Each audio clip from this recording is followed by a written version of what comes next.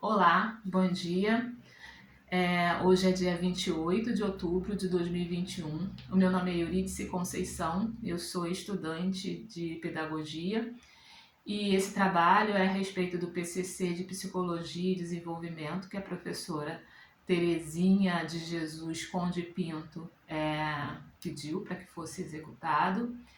E ela pede para a gente falar sobre o conhecimento prévio. O nome desse trabalho é Observar, Pesquisar e Construir Conhecimento. Então, vou começar esse trabalho falando sobre Émile Durkheim, né? Émile Durkheim, ele foi pai da sociologia, da educação, e ele, segundo Émile Durkheim, todo indivíduo traz consigo uma tábula rasa, né? Ou seja, nada definido antes do nascimento. Ele não tem conhecimento nenhum, ele nasce como uma folha em branco, né? Ele diz que todas as relações e construções vêm da relação com o mundo ao longo da vida e, sendo assim, a garantia de continuidade dos valores morais, religiosos, políticos e científicos da sociedade. Então, eu vou falar um pouquinho sobre essa contextualização, esse texto de Emily Durkheim, porque se a gente nasce como uma tábua rasa, a gente vem sem conhecimento nenhum, né? Isso é óbvio. E esse conhecimento a gente adquire no nosso âmbito familiar, que é a nossa primeira casa, né? É onde a gente tem a primeira referência, através dos nossos pais. Então, esse primeiro conhecimento, que é o conhecimento prévio, que vai preenchendo a nossa folha em branco, nossa tábula rasa, ele é adquirido através do quê? Do conhecimento que os nossos pais têm, daquilo que eles perceberam da vida dos pais deles e passaram para frente e tomaram aquilo como verdade, né? Isso pode ser o quê? Uma história contada, né? Pode ser uma doença em família, que alguém teve uma doença em família, aí foi curado, a pessoa tomou X coisa e aí foi curado. Inclusive tem uma história muito interessante, né? Que eles contavam antigamente, que é oriundo também de uma história que diz que você não podia chupar manga e beber leite, né? Isso é uma história, é um conhecimento? É um conhecimento, mas porém necessariamente não é verdade, é uma história que foi passada com um objetivo, né? Não convém agora dizer qual o objetivo, senão ia levar muito tempo, mas ela foi criada com um objetivo. Então, esses conhecimentos prévios, eles têm a sua dualidade, né? Porque por mais que conhecimento é muito importante, é claro, eles que nos formam principalmente o primeiro conhecimento nessa nossa primeira infância, que vai fazer com que a gente tome referência do que nós somos, o grupo de família que nós pertencemos, da nossa ancestralidade, né? Do que nos compõe. Então, junto com esse conhecimento vem toda a carga hierárquica que a gente traz, cultural, né, de origem. Isso também é muito importante. E também suas tradições, também suas crenças, seus pontos de vista, aquilo que eles perceberam no mundo como verdade. Porque a maioria dos conhecimentos prévios, eles vêm dessas histórias que são passadas de geração para geração, dessas crenças, desse modo de conduzir a vida, de ver a vida, dessa contextualização da sua realidade, né, do que eles entendem como realidade, como uma realidade possível para ele. E normalmente não entra aí o fato científico em si, né? Isso não entra nesse primeiro conhecimento, né? E aí a gente vai passando a vida e vai colhendo mais conhecimento, depois a gente vai para a escola e começa a se socializar, e na escola aí sim a gente já começa a obter outro tipo de conhecimento, que é um conhecimento mais didático, mais científico, e a gente começa a fazer, às vezes, link, e às vezes não tem nada a ver uma coisa com a outra, então fica conhecimentos separados, né? E também a gente começa a interagir com outros coleguinhas, começa a interagir com o social, né? Se abrir para o social. e aí vê que o coleguinha pensa de uma forma diferente, ou que ele é de uma outra cor, ou que a família dele é diferente. Então isso a gente vai colhendo conhecimento, né? Também. Então tudo é conhecimento prévio, tudo isso é conhecimento prévio. Só que esse conhecimento prévio realmente ele não vem com a gente, ele vai sendo adquirido com o tempo, tá? E eles estão assim ligados, né, a todos os âmbitos, né, religioso, político, científico, de todas as formas. Esse conhecimento ele pode ser adquirido, como eu falei, de forma empírica nas interações familiares, né? Empírico quer dizer que o conhecimento ele é adquirido através da observação e muito também do ouvir, né? De ouvir histórias. As histórias que são contadas trazem muito conhecimento. Como eu falei, nem sempre é um conhecimento verdadeiro, né? Porque às vezes você nem tentou ou nunca passou por aquela situação para saber se aquilo dava certo. Você só ouviu falar e passou adiante, e aquilo foi passando adiante, passando adiante, passando adiante, e as pessoas foram acreditando que aquilo realmente acontecia, tá? Já no âmbito sociocultural, esse tipo de conhecimento chegava através dos veículos de comunicação, né, nas interações sociais, né, e muitos desse conhecimento vem através dos veículos de comunicação, como rádio, televisão, jornais e revistas, e delas tiravam suas conclusões. Como eu falei, né, nem sempre as pessoas paravam para pensar se aquilo é realmente verdade, se aquilo realmente acontecia, né? Alguém passou por uma situação e teve um resultado, e aí aquilo marcou, né? Foi um marco. Nossa, a pessoa passou por isso e teve esse resultado. Então aquilo foi passado como um determinante, né? Toda vez que um fato ocorria que se relacionava com essa história, a probabilidade era de que aquilo ia terminar da mesma forma. Mas ninguém nunca parou para pensar se aquilo era verdade ou se era mito, né? Só simplesmente passavam. E na maioria das vezes isso causava um pouco de dificuldade, né? Porque às vezes a pessoa achava que ia morrer por algum motivo, né? Por alguma história que foi contada, foi passada e nem risco de vida a pessoa estava correndo. Quando ia para um hospital para ser tratado, que buscava um tratamento científico, né? Real, era comprovado que aquilo não era uma doença fatal, que aquilo poderia ser curado de uma forma bem tranquila, às vezes até. Né? Aí saía da mistificação que a gente cria através das histórias. Né? As histórias elas têm essa problemática, né? Elas podem criar muita mistificação, né? Muito misticismo, muito será? Quem sabe? Não vou arriscar, pode ser, né? Suposições, né? E a coisa do científico, ao lado científico, não tem essa questão da suposição. Né? No lado científico porque é comprovado, tem toda uma metodologia, uma didática, uma maneira de conduzir, uma linha, né? Um pensamento linear, que sempre você vai chegar ao mesmo objetivo. Se você fizer daquela forma, você sempre vai chegar no mesmo objetivo.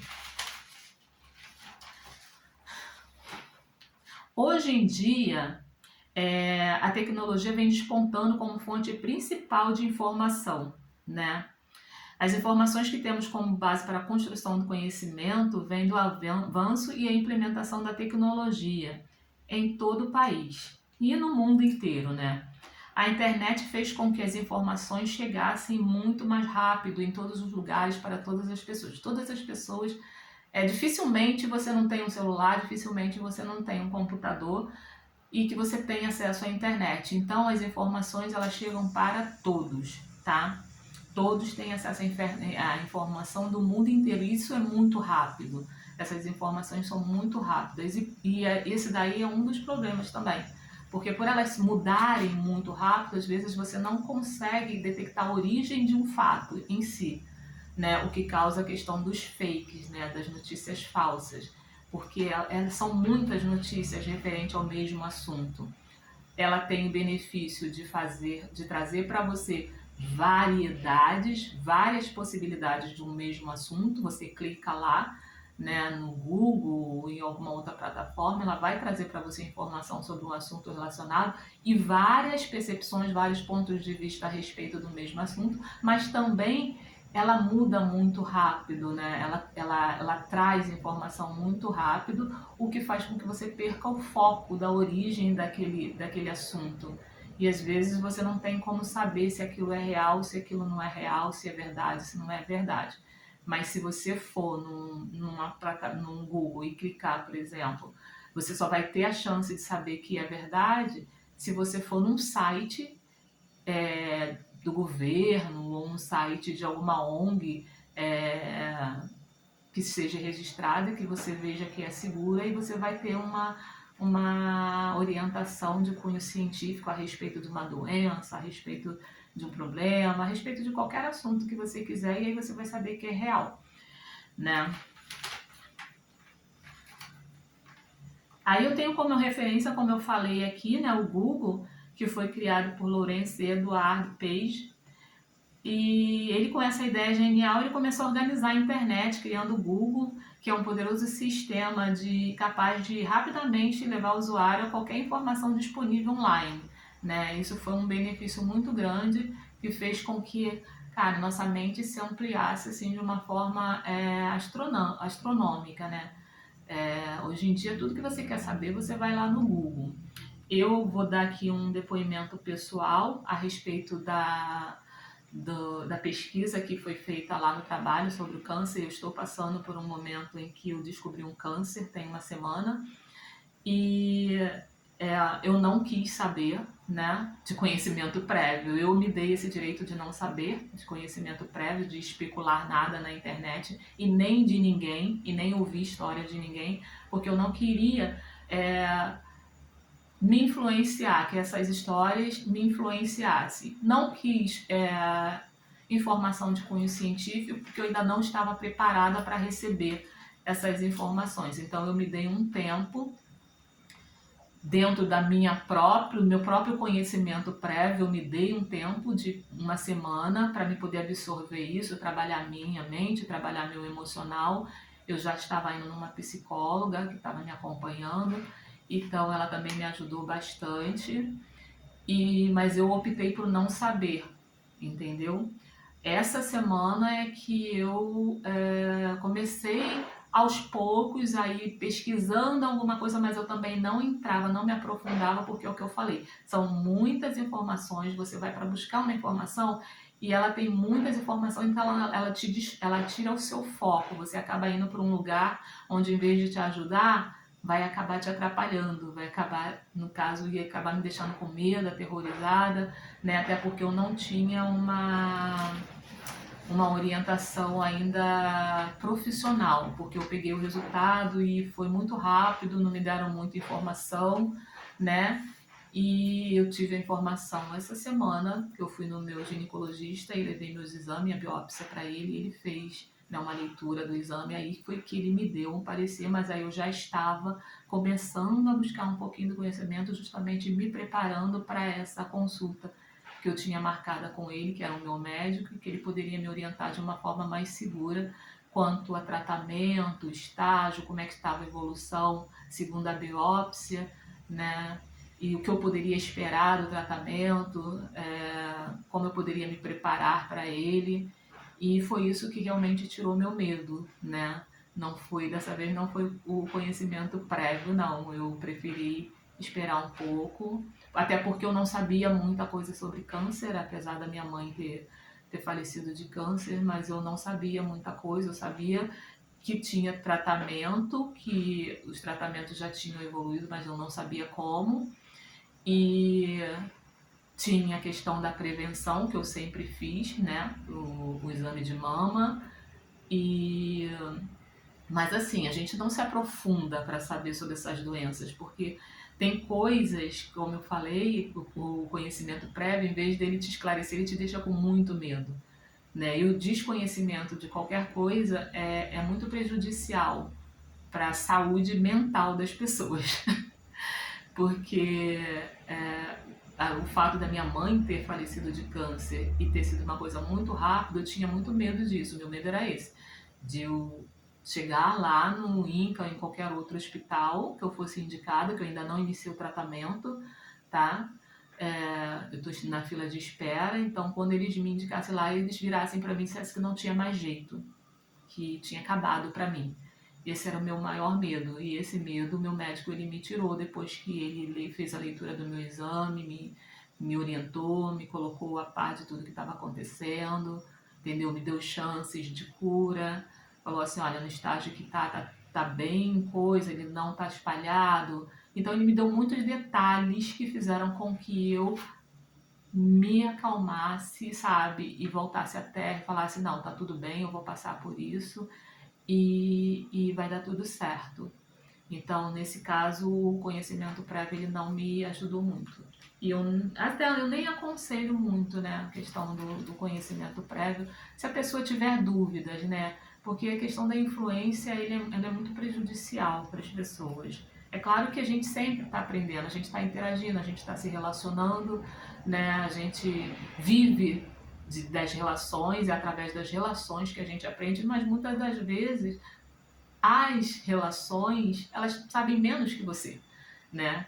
Não é porque uma pessoa é mais velha que ela tem resposta para tudo, né? A gente tem que respeitar a nossa ancestralidade, tem que respeitar os que vieram primeiro, mas as coisas mudam, né? As coisas muda, as coisas evoluem, os tratamentos evoluem. Vem cá, da fase da minha mãe há 20 anos atrás, 20 e tantos anos atrás para agora, muita coisa mudou na área do câncer, né? E eu não sabia. Eu ainda estava na referência do que eu vi, né, acontecer na minha frente e que me traumatizou, porque foi uma coisa muito rápida. Então, qual é a imagem que você tem? O câncer mata, não tem jeito, entendeu? Não dá tempo nem de fazer tratamento porque mata. Eu tive também algumas histórias perto de mim, de vitórias, claro, de pessoas que passaram por câncer rapidamente em um ano, já tinham ido lá, feito a operação e estava sem câncer e tal. Mas tenho também história de pessoas que ainda estão lutando contra isso, com muita dificuldade, entendeu? E é isso que eu tenho para falar sobre o trabalho lá do câncer, que ela pediu como base. Agora eu vou falar sobre as atividades, né? Que ela pede pra gente, se uma professora não pudesse dar aula e a gente tivesse que dar aula, como a gente faria essa aula dentro do contexto da charge. E eu coloquei aqui que eu faria com que a turma, claro, considerando as idades dos alunos, né? Eu faria com que a turma, faria uma dinâmica com a turma, onde eles escreveriam as regiões, primeiro esclareceria a eles a diferença de conhecimento, né? Porque todo conhecimento é válido, mas um conhecimento complementa o outro, né? E faz que o outro se expanda.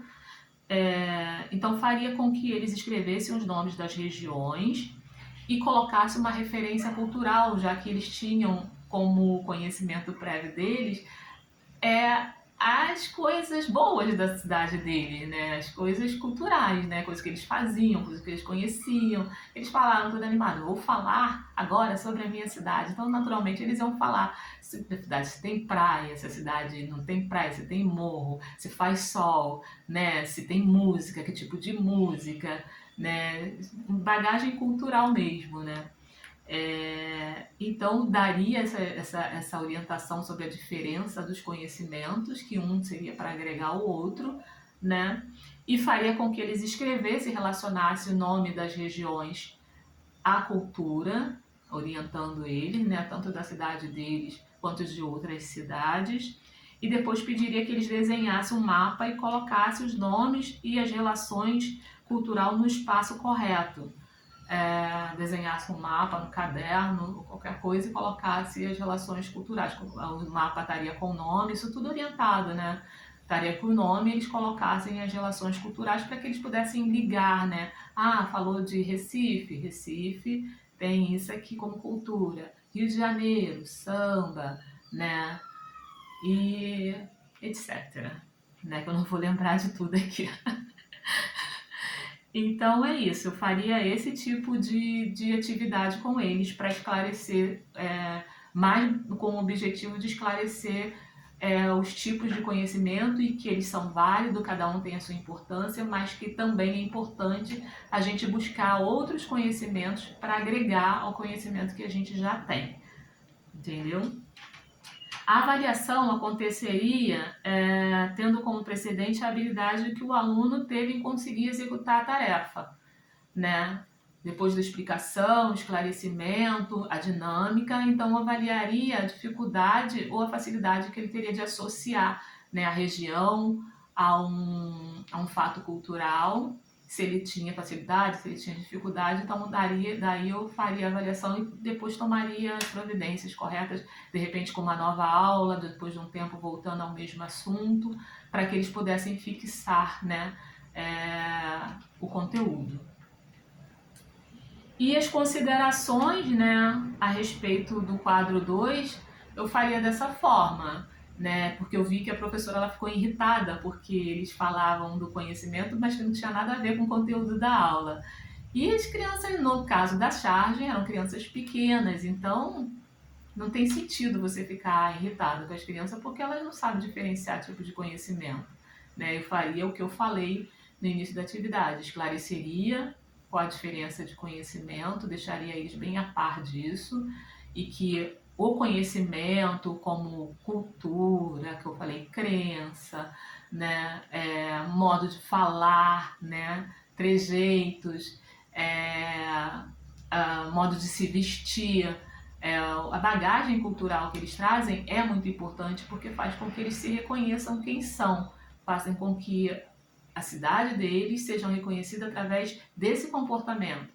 A cidade da menina, né, seja reconhecida através daquele comportamento, daquela forma de falar, daquele modo de se vestir, daquela bagagem cultural que ela traz. Isso é muito importante porque faz com que eles se reconheçam quem são. Mas, porém, existe, né, uma língua mãe, que é a língua portuguesa, que é falada em todo o território brasileiro, e que essa língua portuguesa ela deve ser aprendida, deve ser compreendida e deve ser falada, né? Ela deve ser falada para que a gente possa se reconhecer como brasileiro que somos, né? Em qualquer lugar do mundo que a gente possa ir, a gente possa ser reconhecido através da nossa língua, da nossa bagagem cultural, da nossa forma de agir. Nós somos reconhecidos, né, em qualquer lugar do mundo, pela nossa conduta, pela nossa alegria, pela calorosidade que a gente recebe as pessoas, né? Tem um lado ruim, mas tem um lado bom. Então esse lado bom que faz com que a gente se reconheça lá fora, com que eles reconheçam lá fora que nós somos brasileiros e somos boas pessoas, somos boa gente, somos povo caloroso, um povo que aí está lutando para crescer, para vencer as dificuldades, né? E que não somos só estigmatizados pelos fatos ruins que chegam lá, né?